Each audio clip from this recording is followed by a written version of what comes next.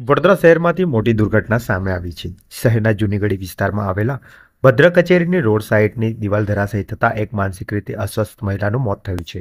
અચાનક મોટો અવાજ થતાં આસપાસના લોકો દોડી આવ્યા હતા। ઘટનામાં 2 જેટલા વાહનોને પણ નુકસાન થયું છે। બનાવની જાણ થતાં તાત્કાલિક ફાયર બ્રિગેડની ટીમ અને પોલીસ ઘટના સ્થળે પહોંચી હતી અને કાટમાળ હટાવવાની કામગીરી હાથ ધરી હતી। દિવાલ ધરાશાયી થતાં મહિલાનું મોત થવાની પ્રાથમિક માહિતી સામે આવી છે। મૃતકનું નામ ચંપાબેન દેવી પૂજક હોવાનું જાણવા મળ્યું છે। જો કે દિવાલ પડતા ત્યાંથી પસાર થતા એક એક્ટિવા ચાલક આબાદ બચી ગયો હતો, પરંતુ એક રિક્ષા ચાલક પર દિવાલનો કાટમાળ પડતા તેને મોટું નુકસાન થયું છે। ખાસ નોંધનીય છે કે આજ રોજ જૂનીગઢીના શ્રીજીના વિસર્જન સવારે નીકળવાની છે, ત્યારે તેના થોડા કલાકો પૂર્વે જ આ ભયાવહ બનાવ બનતા વિસ્તારમાં ભય સાથે શોકનું વાતાવરણ છવાઈ ગયું છે। ફિલહાલ પોલીસે મામલે વધુ તપાસ હાથ ધરી છે।